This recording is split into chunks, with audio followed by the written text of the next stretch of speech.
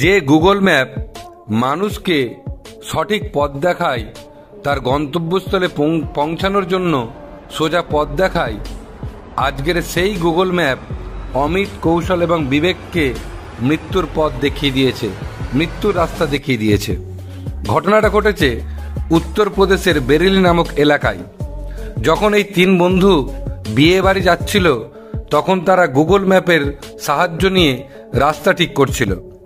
Google map তাদেরকে রামগঙ্গা নদীর উপর নির্মিত সেতুর উপর থেকে যাবার নির্দেশ দেয়। তারা সেই মোতাবেক তাদের গাড়িটা ওই রামগঙ্গা নদীর উপর নির্মিত সেতুর উপর থেকে চালিয়ে নিয়ে যায়।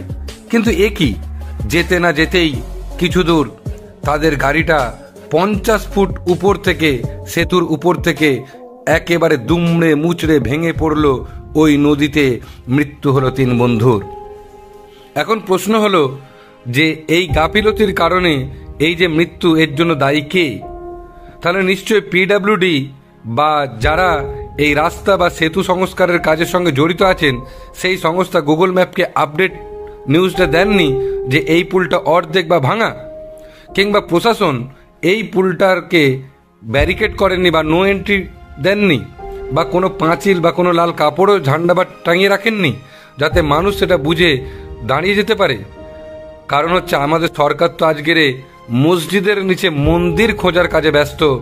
আজকের মানুষের জীবনের জন্য, মানুষের কথা ভাবার জন্য তার কাছে সময় নেই, তাই নাকি? আপনারা কমেন্টস বক্সের মাধ্যমে জানাবেন।